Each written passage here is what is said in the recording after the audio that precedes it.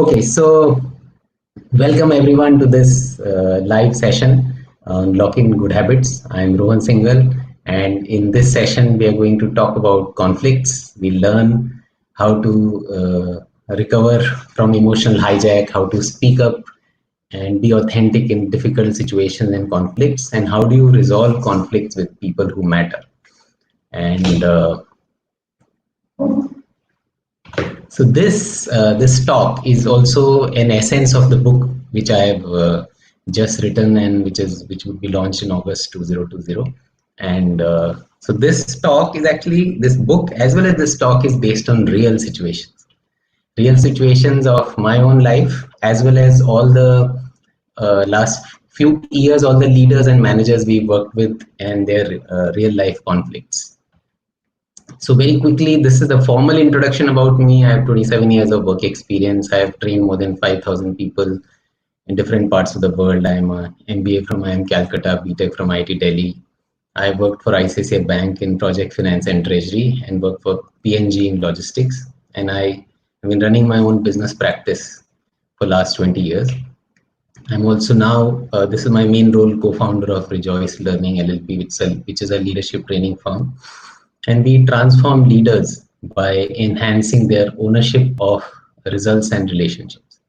And these are some of the firms which we have got a privilege to work with their leaders and managers, and help them resolve conflict, help them collaborate better.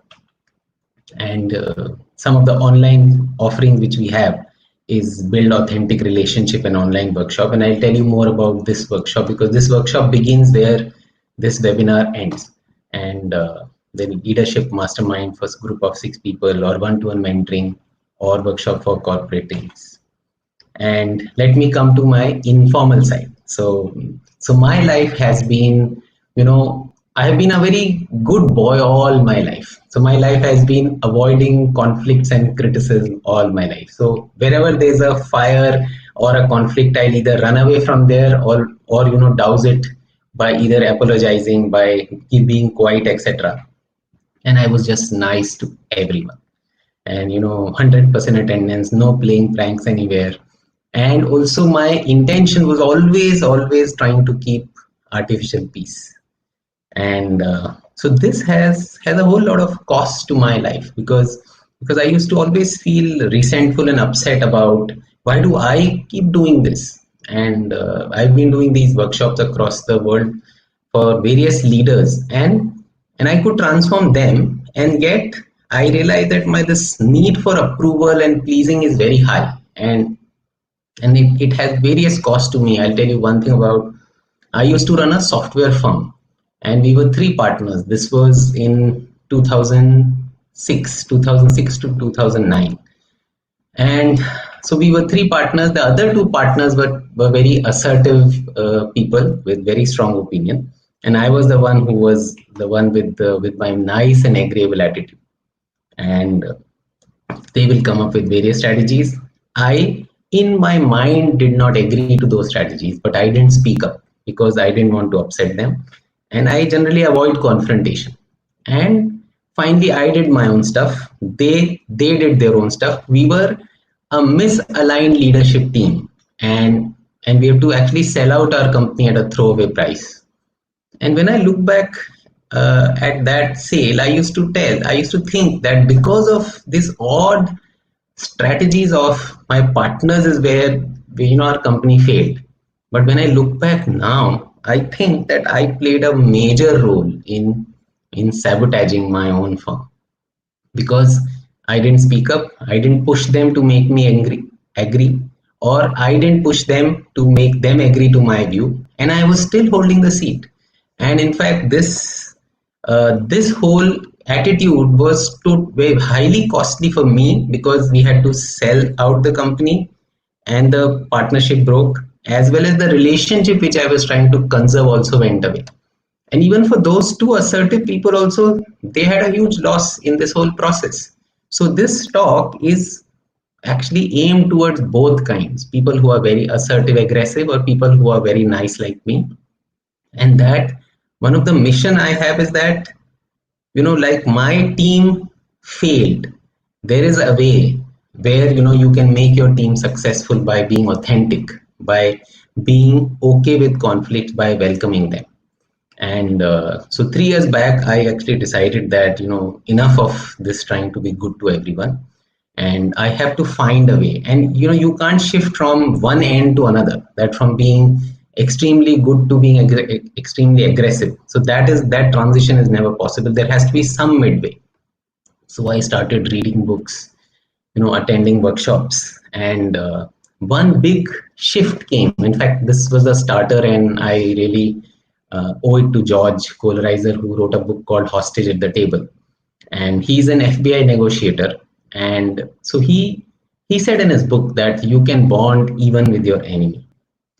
Now, I was wondering that, anyway, we don't have enemies around really, and we need to bond with even just people around us, people, our colleagues, family members. And so this book starts with a story, which I will in short tell you. There was a 9-year-old girl in US, and she went to stay with her grandmother, and where so this is a countryside kind of a house where each house is set at distances. So um, so that night, grandfather had gone out for some work. So in the house, there was only this 9-year-old girl and this 75-year-old frail grandmom. And so both went to sleep. And suddenly at 4 a.m. in the night, this girl woke up with a start, and she noticed that it was a storm outside, raining, pouring. And next to her, she saw that the grandmom was sitting upright, and in front of the grandmom, there was a guy ready with a club and about to hit her. And this guy was dripping wet. So naturally, this guy has come in, sneaked in some way from the storm. And before even this girl could shout or shriek, grandmom calm hand came and held her. And the grandmom looked into the eyes of this intruder and told her, this is a very bad weather to be outside. I'm glad you came in. You are welcome here. You are cold, you are wet, and you must be hungry. So why don't you see that fire stove there? Can you go and light up the fire there? I'll change and come. And I'll give you some fresh dry clothes. I will also make a hot meal for you. And you have that meal next to that fireplace. I will put a bed for you. You rest and sleep there. And grandmom kept looking into his eyes and just waiting. A few seconds, this guy just couldn't understand what happened. Probably no one has ever behaved with him like that. And he finally lowered his club and said, I won't hit you. He actually went and started that fire. They made a meal for him. He ate, he went to sleep, and both of them went to sleep. 10 o'clock in the morning, 10 a.m., there was whole knock on the door. And when they opened the door, they saw this guy had gone. At the door, there was a whole canine squad with police, and they were searching for a psychopath who had escaped from a mental asylum and had killed a whole family of 6 next door. And they were shocked. How come these two, this 9-year-old girl and this frail 75-year-old lady are alive? And when I'm relating this story to you, I get these goosebumps because I was wondering, what will I do?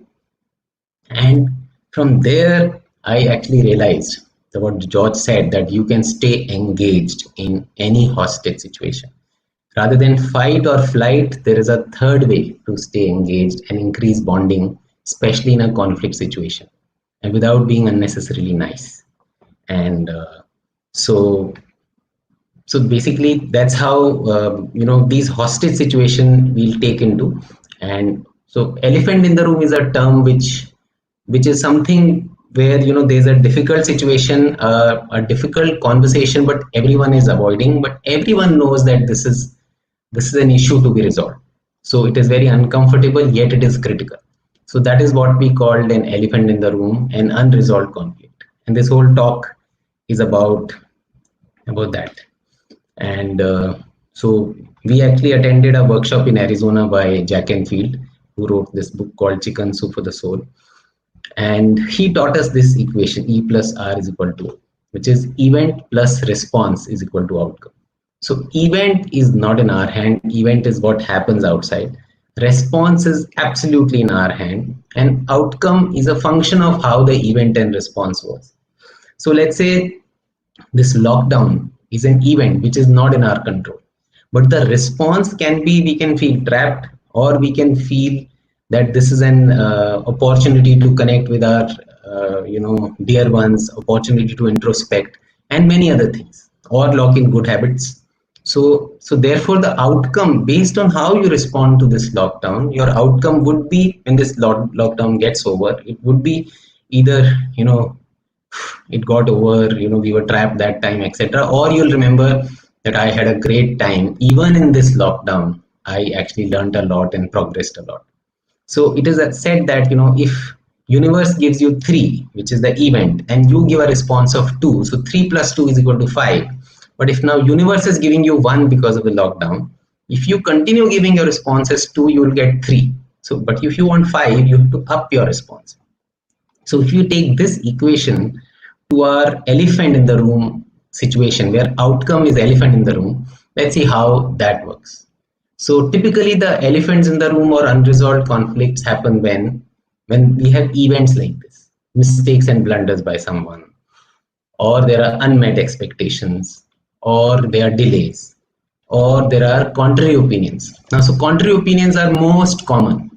Wherever you have two people, there would be contrary opinions. So at home, there may be contrary opinions about what to cook for today, how to spend home budget, what kind of house to buy, what kind of education to give to children, etc. In teams, the contrary opinions can be what strategy to follow, etc. So wherever there are contrary opinions, elephants and conflicts will show up. And in fact, that is the healthy part of it. And failures. So based on those events, how do the parties involved respond will then decide whether you create an elephant or not. So if the parties respond as parent-child tone of voice, where you are patronizing that I know everything and you are an idiot, or you don't know, or you did a mistake and you are responsible to me. So that is a parent-child tone, and then you respond by aggression, anger, shouting, etc. Or you respond by mailbaji, sending emails to my boss and that person who I have this issue with, who did the mistake, and his or her boss, and copy everyone else to cover my back. So that also leads to a lot of elephant, because the person said, why did you have to broadcast this to everyone? Why couldn't you just come to me and handle it? And third, another fourth one is that if someone did a mistake, then that person is humiliated publicly. So you humiliate that person, shout at that person on the floor, and run him down, because you have a genuine reason to run that person down. Now, another one is that if you are the person being run down, then you feel like a victim. That why does this happen to me only all the time?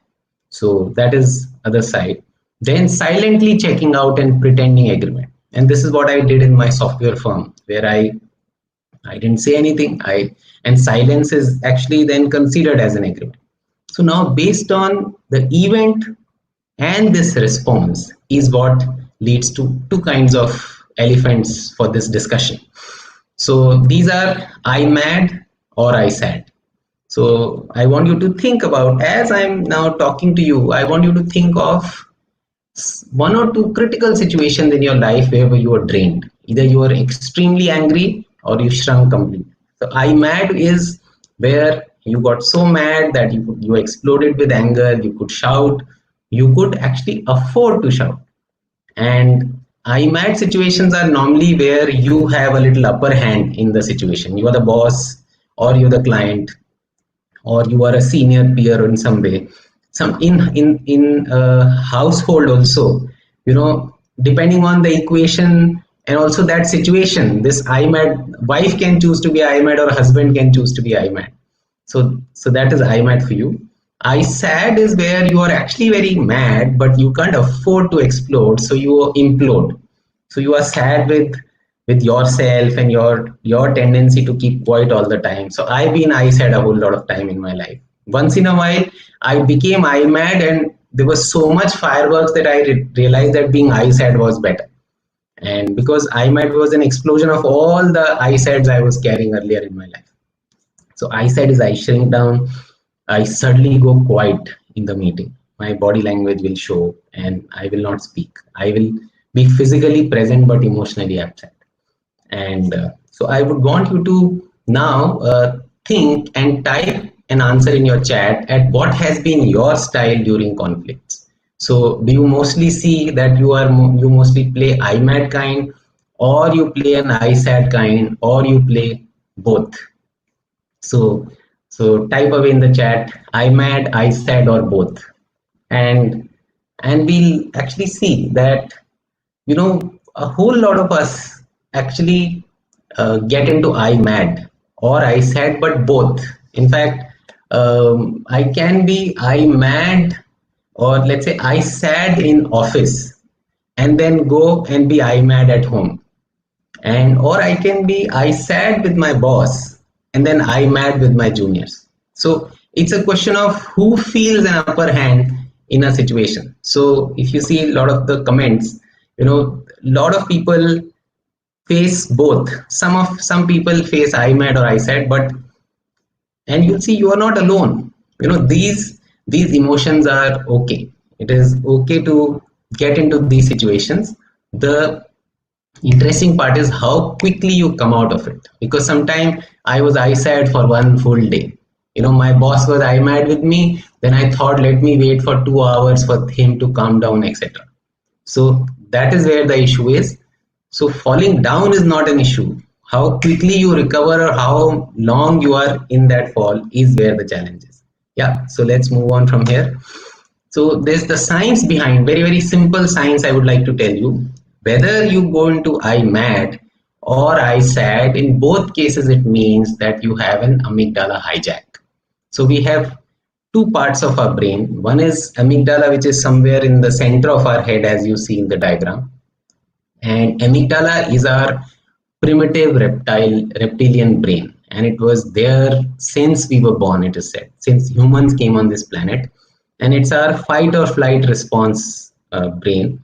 It is the most important one. It is given highest level of oxygen in blood, and it is always kept active.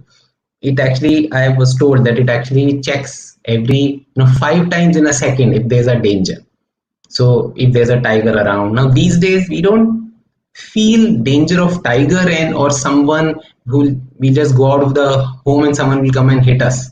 So we don't see those kind of dangers which were death in prehistoric times. These days the death are emotional deaths. So the death of, if I am embarrassed in public, if I am ridiculed, if I fail, if I am pulled up, or if I'm run down in any meeting, etc. Those are potential of death.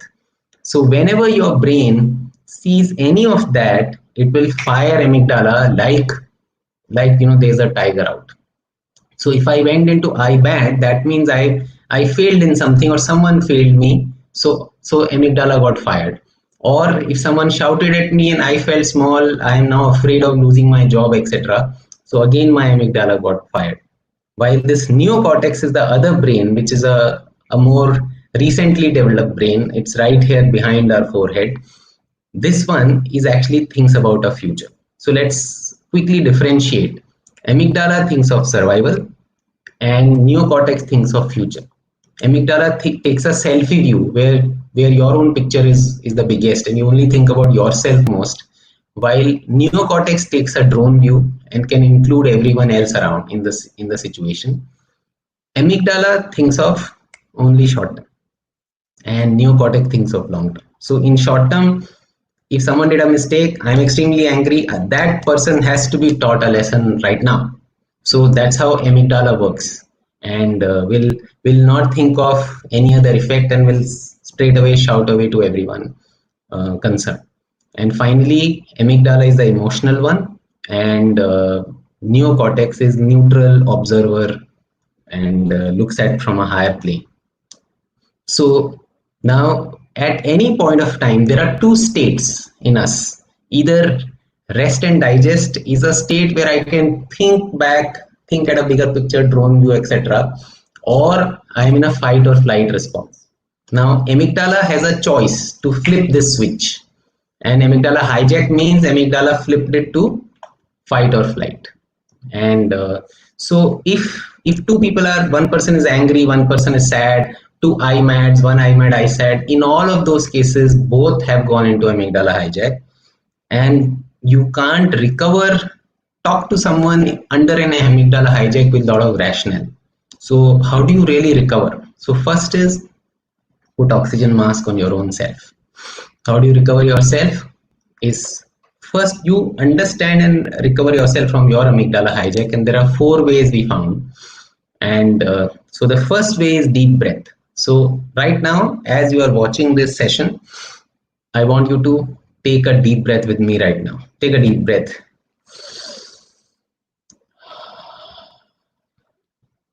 And what does deep breath do?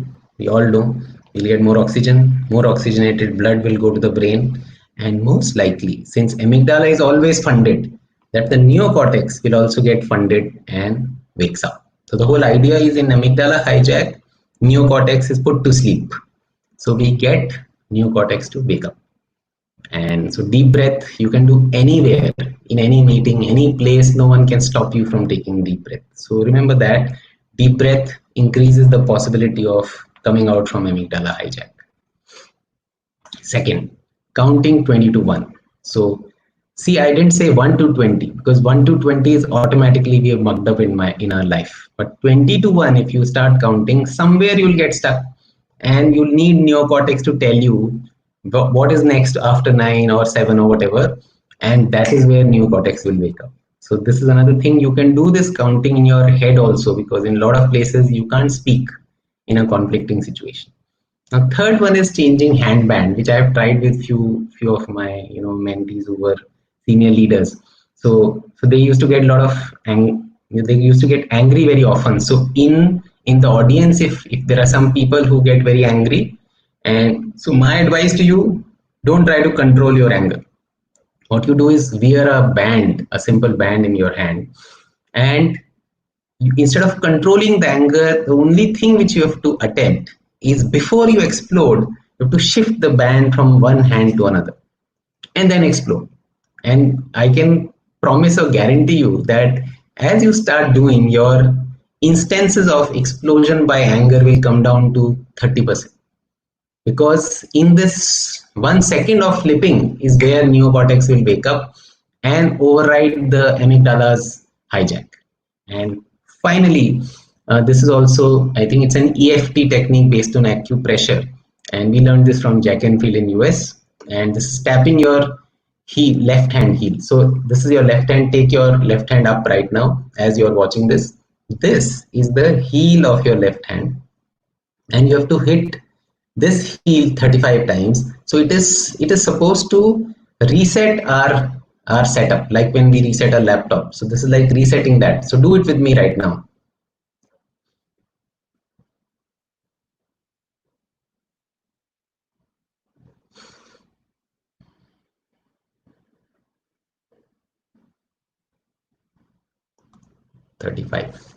And so this, and take a deep breath now. So these are various ways, and you can do it quietly wherever, in whichever situation you are, and the chances of recovering from amygdala is higher. And once you recover from amygdala hijack, now you put oxygen on the other person, oxygen mask. So how do you recover the other person? Is by ear. And ear is a short form for you to remember easily. E stands for empathy, A stands for authenticity, and R stands for respect. And when you do all of these three together, you actually create an authentic dialogue. And so EAR, following this EAR methodology, is creating an authentic dialogue with the person you have a conflict. And authentic dialogue can be created right there in the board meeting, in where that person is extremely angry. If you quickly think and start implementing and practicing this, what I'm sharing with you, you will be surprised how, and maybe your colleagues and dear ones will be surprised at what has happened to you and how could you handle this conflict so neatly. Yeah, so let's go in. So empathy is very easy. We all know, putting yourself in other shoes. So empathy is understanding goal, concern, fear, and what matters of of the other party. So I'm talking mostly about, two people conflict rather than one to many. Especially this talk is mostly on two people conflict. So listen carefully. So I want you to remember that empathy is getting into someone else's shoes, and the biggest, the core prerequisite before getting into someone else's shoes is that you have to get out of your own shoes, even probably your own socks, let's say, which means you have to park your subjective opinion and conclusion aside and genuinely hear the other person. A lot of time we pretend empathy. So empathy, definition of empathy is really listening to and understanding others' point of view, even if it is contradicting to mine. And empathy is not endorsement. Empathy is, I understand exactly what you are saying. You're saying this, you mean this, you feel this. I have totally understood you. And yet, I feel I'm going to go ahead with this decision, etc. So, empathy is not endorsement. A lot of leaders avoid empathy. They think that if I hear all the excuses of this person, then I'll end up getting sucked into that person's genuine excuses. So we have this authentic dialogue sheet, which we share it in our workshops. And in that sheet, so the whole idea is you take that sheet, pick a conflict which is unresolved, and just fill that sheet one by one. Half the conflict will get resolved as you are filling it, and balance half you resolve by having a dialogue with the person. So in the empathy, you look at what is that person's goal, what is his concern in this situation or general, what is his worry or her worry, what are her fear, and all that this other person wanted from me in this situation. So empathy is you introspect and then share it with that person and reconfirm that I think what you want from me is this, I think what you are unhappy about me is this, am I right? This is the list I have I missed out anything? So then the person will fill it. So then your let's say you did your empathy up to 80%, balance 20 the person will fill in. So that is empathy for you. Now, one big part of empathy is grain of truth. So grain of truth is what was a slip from my side? How did I contribute to the mess? So in any conflict, you need two to tango. So you need, each person has definitely done something or not done something, said something or not said something, but there is always some role we play. So genuinely identifying what did I do to create this mess, what did I do to add up to this mess, and accepting that with that other person. So some of the samples of grain of truth is I postponed sharing critical information. I knew this has happened, but I didn't update it whoever was the stakeholder. Then I did not share the context, why or urgency, that why this is critical right now. Or I did not create alignment or bind, and I just told this like an instruction and didn't even check whether the person is bought in this, whether he or she is aligned. I said that this is his duty and he has to do. So that can be one thing. And I ignored my inner voice warning to cross check with you. So I actually had an intuition, but I kept hiding it. And I kept hoping that it will all work out by itself. So then some other grain of truths are that I got overconfident. I did it earlier 5 times, so I know it all how it works, and this step was not needed, so I bypassed the checklist, and it failed right there. So that someone made the checklist for a reason, and then I disagreed but avoided speaking up. This is what I did in my software firm.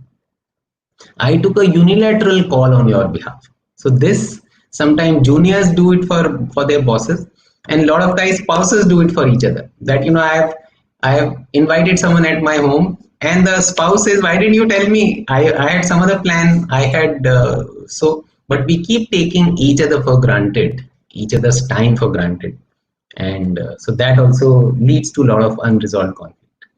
And finally, you can say grain of truth mostly comes up from that I took a selfie view rather than a drone view.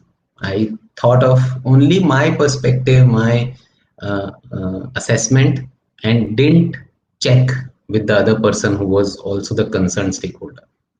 So, empathy, addition to empathy is grain of truth.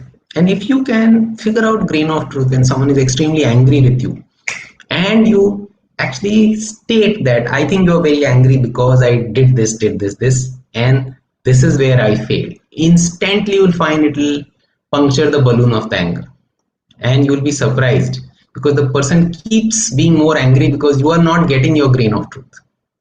So this is grain of truth. Now, empathy we covered. Come to authenticity. What is authenticity? Authenticity is actually sharing your real discomfort and feeling. So authenticity is not just I'm angry, so I just go and shout at a person.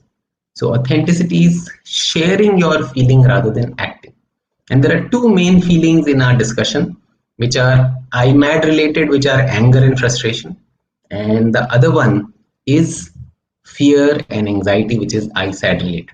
So let's pick them one by one. So let's stay with anger. Now there is, you can act your anger. Give me a second. You can act your anger or you can share it. Acting your anger means you exploded, tone changes, you didn't think of who else was around, you just fired away. Sharing means you actually shared one on one or to the people who where it was meant. And so so now I'll give you an example. And so being authentic doesn't mean hiding or suppressing your anger. Let's say you are a business head and one of your junior did a huge mistake which costed, let's say, 50 lakh rupees, and you to fire him now as per the policies or because of the mistake. Now acting your anger means you publicly on the floor humiliate him and ask him to go and shout at him, etc. Maybe use names and etc. Or sharing means you call him aside and tell him, see, you did this mistake. I never expected that you will let me down like this after so much training I've given you, and because of what you've done, and I'm extremely angry right now, and I'm somehow controlling exploding, and now because of this I have to fire you. So do you want me to fire you or do you want to resign right now? But in next 5 minutes you have to pack up your stuff and leave. So you are actually expressing your anger, but you are sharing it rather than acting it. So I want all of you to maybe take a picture of this quote or just remember it. And so this quote by Rumi says, raise your words and not your voice. It is rain that grows flowers and not thunder. If you can just remember this, as a leader at a lot of places, it is very easy to raise your voice because you could just raise your voice, but raising your words to think, and you have to start sharing. You have to think at a drone view. Raising your voice can be done from selfie view very easy. And our interest is in growing flowers around us, growing a garden of team members around. Yeah, so remember that. Let's go to fear. Now again, fear follows the same order. You can act your fear and share your fear. So if I did a mistake and it was a big blunder, how do I act my fear? Now I'm scared. So I am very anxious. I am going here and there. I am trying to hide myself. What I'm also doing is I'm avoiding contacting the stakeholders. My boss will be very upset. I see him, let me go somewhere else so that he doesn't come face to face with me and ask me some question, then I would have to lie or fess up. So so that is what acting nervousness, acting fear is. And sharing is very different. Sharing means I did a mistake, I realize it was a huge mistake, I tried to correct it, but I realize now I can't correct it. I look at who all this mistake impacts. Who's the biggest stakeholder? It may be my boss, it may be my wife, it may be someone else. Whoever it is, I'll meet that person if possible, or call or message, but I will reach out and share that this is what has happened, and I am very scared to tell you, but I realize that it is important to tell you right now. You might have a way to correct it. There might be a cascading effect of all this, so therefore it is, I would rather want you to hear it from me rather than hear some other version from someone else. And that is what is sharing fear is, my friends. And now whoever I've asked in any workshop, or anyone, that if you have someone who's angry with you, what do you want from them? Do you want them to act their anger or share? The universal answer is share their anger. Or if you have a junior who basically has done a mistake, would you want that person to act his or her nervousness or anxiety or fear, or share? Again, your answer would be share. Why? Because all of us are actually designed by birth to be authentic, and we are hungry for authenticity. So we are all looking for people genuinely sharing their anger, fear, but you can't control them. So the only thing you can do is you start from yourself. That you start sharing your anger or fear wherever applicable as early as possible. And you will find a huge difference in the way you handle conflicts. So that's about authenticity. We covered empathy, authenticity. Now we come to the respect. Now, I have noticed that when we are angry with someone or are in conflict with someone, these items disappear. So we always ask people. This is the third part of our, fourth part of our authentic dialogue sheet. That write down, why does this relationship matter? If this relationship is just with a stranger, then it doesn't matter. Then who cares? Why to do an authentic dialogue? But if it is my wife, we are planning to live a life together. With my boss, I want to stay in this company, I want to be promoted, I want to enjoy working in the office, I want to learn from this boss. So that's how the relationship matters. And then when you come to what you admire and respect in the other person, then you list, okay, I'm angry with my boss, but I think he handles customers very well. He handles different situations. He's quite a big thinker, and he comes out with interesting strategies, and he has trained me very well. So and he's the one who hired me from my previous company. He got me here. So those are various reasons. I'm giving you a sample, but anyone you deal with, there would be some reasons to respect and admire. Even if the person is a junior, then that person's freshness, enthusiasm, independent thinking, you'll find somewhere. So respect is the third part. So now once you've listed empathy, grain of truth, in fact, in authentic dialogue sheet, we get people to write, I'm angry with, I'm upset with, all I wanted, my deepest discomfort. So once you write all of that, now you have all the raw material to create a bridge. And so if you see this picture, there are two people and there's a river or a rift of miscommunication. And how do you bridge it? Is that on the pillars of respect, you create a road of empathy, and on that you send your authenticity and authentic dialogue. Once you do that, you'll actually notice that when the coast and the road is clear, then you can do your next level work in that relationship. But if you avoid doing this and continue doing the transaction, the quality of transaction would be very, very low. And that is what this whole thing is. So authentic dialogue. So this is how the sheet looks like. Step one, share plain facts. Then step two, think of the other party, fill in these questions. Then step three, think of grain of truth and fill it. Step four, think of my own feeling which I've been avoiding sharing, and the respect. So based on this, so this is a 3-page, very, very simple worksheet. And what I decided is that, how about share this with all of you, while even if you've not signed up for the workshop, but you have, thank you for attending this session, and as a token of gratitude, I'm offering this sheet to you. And so this is the link you can use. You can directly type, or it would be also posted on your chats from our firm, or on my name, Rejoice Learning or Rohan Singal. But you can remember it very easily, tinyurl.com/Rohan Singal.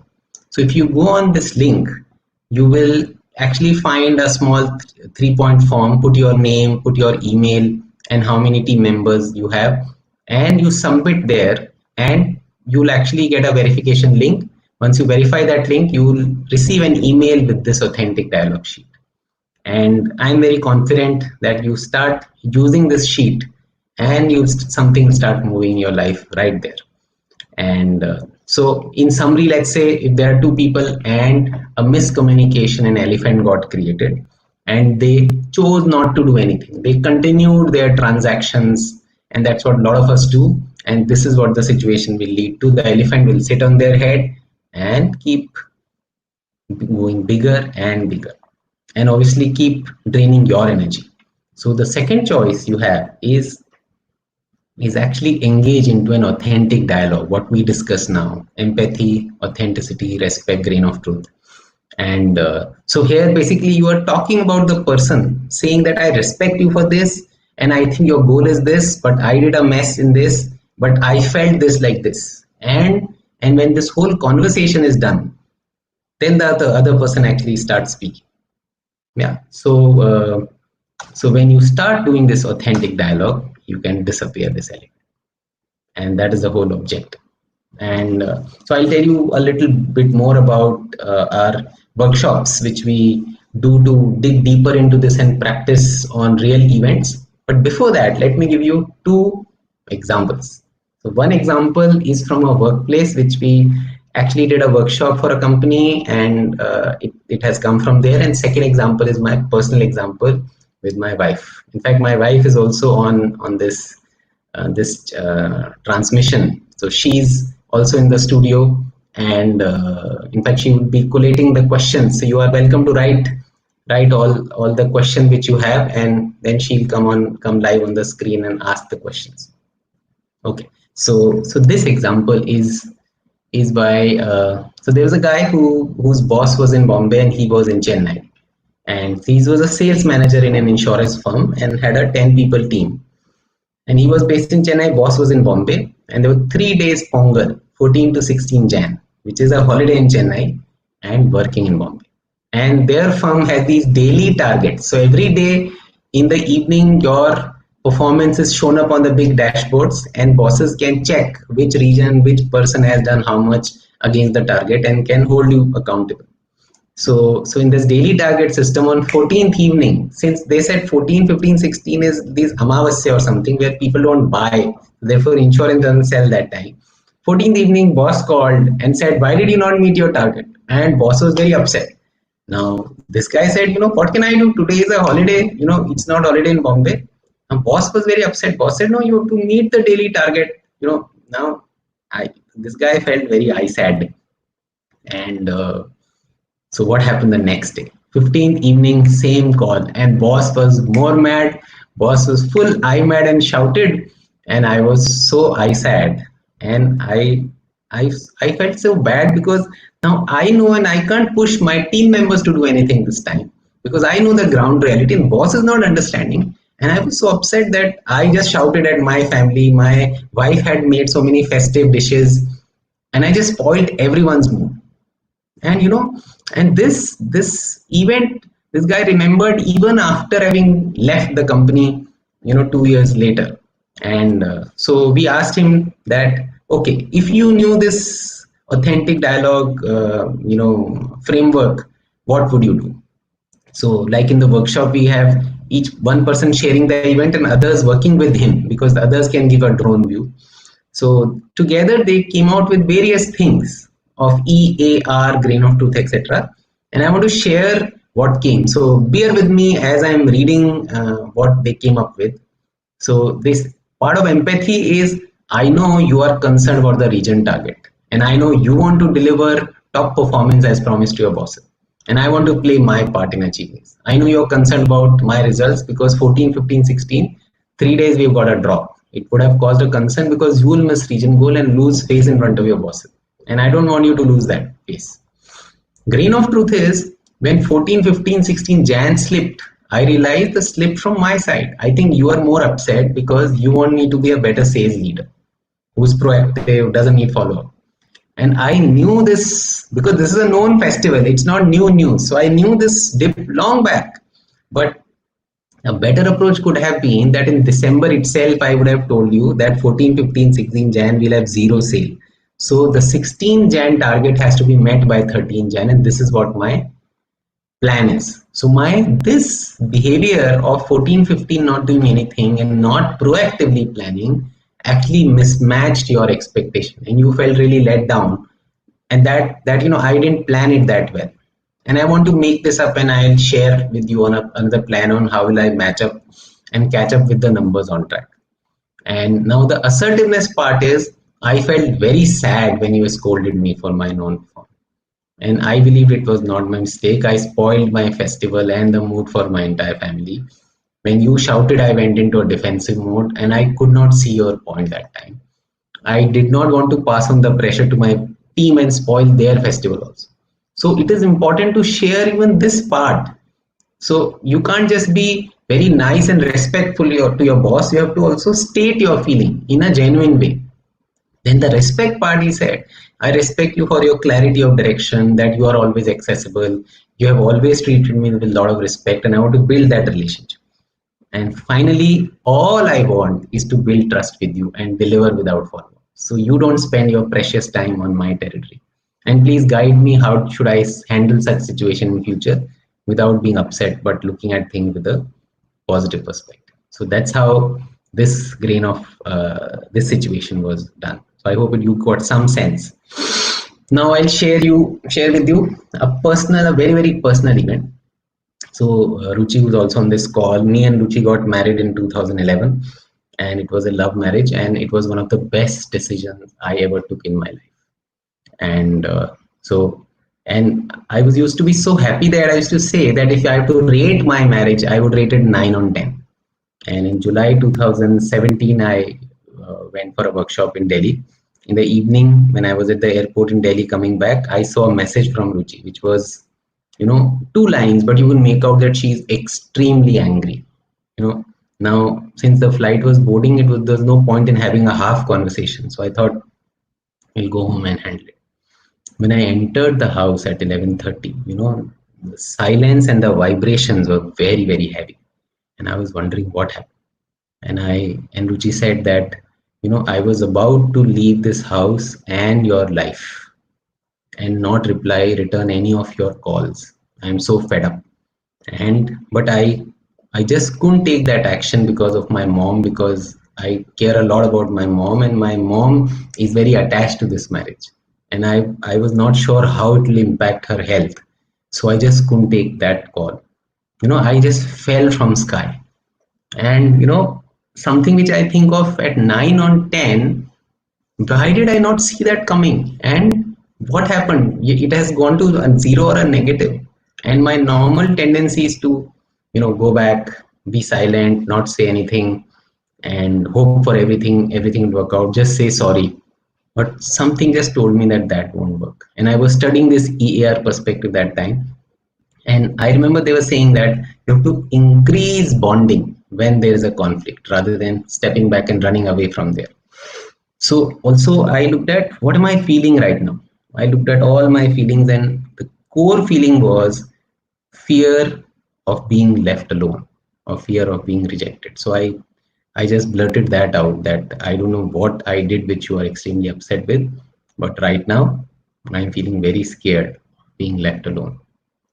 And she started crying. I had tears in my eyes. She said, I'm also very scared that if I walk out of this marriage, I have to create everything all over again. And will I ever get this kind of connection? And then we started talking, and we realized there's so many elephants she was carrying. We are two business partners. So she felt very unsupported at home. And I never realized that. And she never pointed that out, thinking that there are so many other good things in the marriage. And we discovered that, she's, so I said, okay, you don't feel supported at home, so let's list everything, all the jobs which we need to do in the house, and we'll divide 50-50. She said, no, it doesn't work like that. And I said, if I'm trying to solve, now you're not listening. She said, no, you took 100% of ownership of your house when you were married, and I want you to take 100% ownership now, the way I do.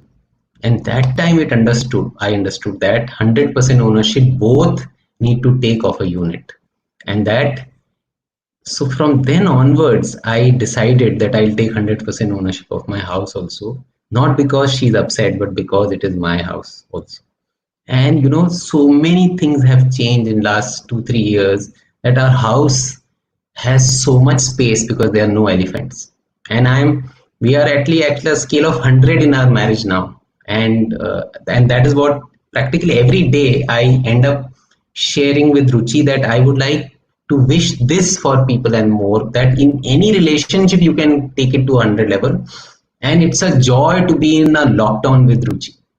And and we are finding ways to cope up with it, doing all the housework together, doing these webinars together. And so that is another reason why I'm giving this webinar, is to let people know that whichever relationship you are in, you can bring authenticity and get the best out of that relationship. And so there was so much freedom I experienced as I started practicing this, that freedom from criticism, freedom from mistakes, that if you had a mistake, then share it. If you have an issue, then share it. If you are feeling angry with someone, then share it. And so the whole idea is that authenticity in any relationship is feasible. You have to do some work about it. And mastery comes, it is said that when you do something for 10,000 hours, you become Sachin Tendulkar. So mastery comes by one authentic dialogue at a time. And if you can just do 3 dialogues after this session, you'll start rolling, but one by one. And and it will work. I have seen it working in every relationship: juniors, bosses, peers, clients, vendors, family members, friends, and even acquaintances.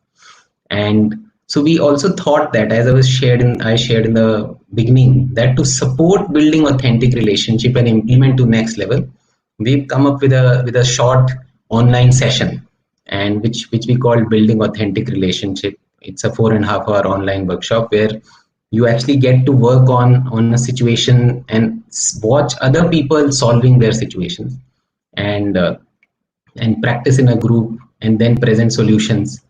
And so what we are doing is, we've declared 4 workshops. One is a general workshop where any kind of relationship would be discussed. 8th 9th May would be only spouse relationship. 15th 16th May is only relationship with colleagues, and 22nd 23rd May is only relationship with children, because this is what the feedback we got from our previous workshop. And you have day 1 is 4 to 6:30 p.m. in the evening, day 2 is 4 to 6 p.m. and this is a very beginning price at 6,000 plus GST. And I have a special offer to people on this chat, on this session, is that if you register by tonight by 7 p.m., you will actually get a 25% off. And so to to basically register, you can go to rohansingal.com and register there, and this offer would be active. And so that is the special offer.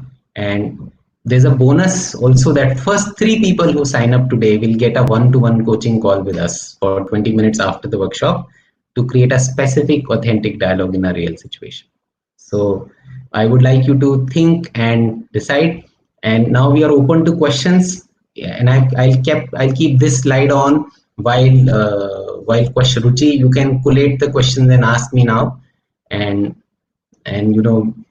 people who want to sign up can sign on this link. You want to get the free authentic dialogue worksheet, go on this second link. And so we have Ruchi here now. So Ruchi, you can fire away the questions, maybe 10 minutes of. Okay, we have a few questions which have come in even while you were explaining the situation. So Neeti Bisaria from Future Generali, she says, what is better for our own mental health, IMAD or ISAD? I glad is better. No, neither IMAD or ISAD, both of them will have a cost. I know people who've gone in IMAD and everyone avoids them, or they also are very stressed. ISAD, I've been. So there is a third way which is much better. I won't go for IMAD or ISAD. You can have both, but come out of that quickly is the idea. Next question. Okay, Ankur Sharma asks, what if the other person never exhibits the same behavior? How long can one continue showcasing empathy when in professional environment, it's the same person or team who you end up dealing with? Others will start taking you for granted. Yeah, okay. So one very clear thing is that if you do only empathy and respect, those are the softer side of it, it won't work. So with empathy, you have to assert, also show authenticity, that the person who's continuously takes you for a ride, actually sharing with that person that with this behavior I feel very frustrated, it is costing me this, it doesn't work. So you actually share your authentic feeling as well. I think what we end up doing, people like me, is being more empathetic and more respectful, but no authenticity. So that you made the bridge, but the truck is not sent. So I would say that it is important to share that authenticity. And yeah, that's all. Next question. Next question is from Rathin Banerjee. He's asking for a productive dialogue. Should not empathy, authenticity, and respect be mutual and reciprocal?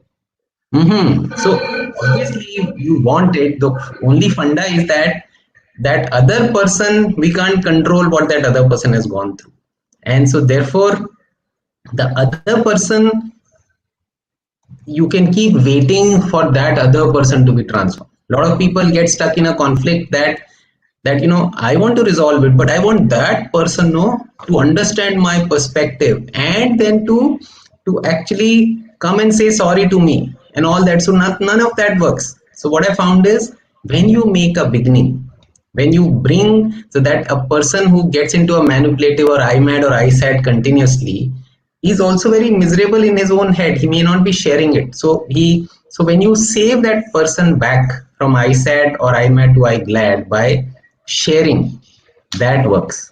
And so that is my answer. Next. So the next question is from Parag Paigaonkar.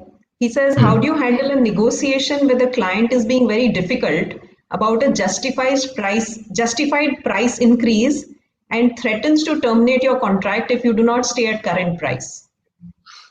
So I think in this can be a very tricky situation. Here, EAR will bring you to a genuine level of discussion, and which is you understand what the client is going through, which you understand what you are going through, and and in fact, to you, Parag, I would recommend reading an audible book called "Never Split the Difference" by Chris Voss, where which is another hostage negotiator. So this is a hostage situation.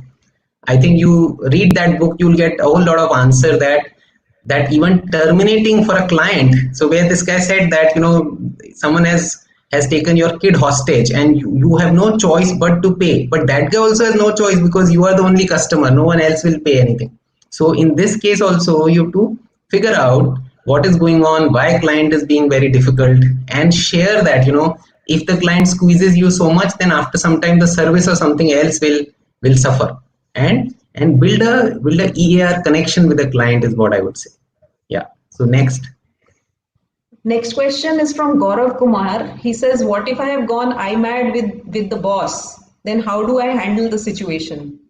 So for that you need a lot of guts, but if you manage to have that guts, so typically if you go on IMAD, you can actually fill this sheet that what is the boss looking for, what was he upset about, and in the what was the grain of truth, what did I feel that I went into IMAD, and what I respect about the boss. In fact, I recommend people that you write this for and go and share it with him and say that I went mad, but now I'm feeling very odd. That that I shouted back at you in front of everyone, and probably that was not the best behavior, but I just couldn't control myself, and I want to sort it out. And this is what I was going through. This is where my mistake was. This is probably what your goal is, and I respect you for this. And then please guide me. What next can I do? So the idea is you don't have to be sycophant in front of anyone in power. You have to be authentic and straightforward and come to, all I want from you is this. All I want from you as a boss is you support me in this, you guide me in this. And also, I think the best thing you can do is understand his goal and own it up and show it in action. That is the best thing I advise to people. You want to be promoted, ask your boss his goal and see what you can do to promote and accomplish his goal. You will get promoted very fast because you would have shifted to a drone view. Next. I don't see any more questions at this point of time. Okay, Okay. there's one more question. Parag wants you to repeat the name of the book.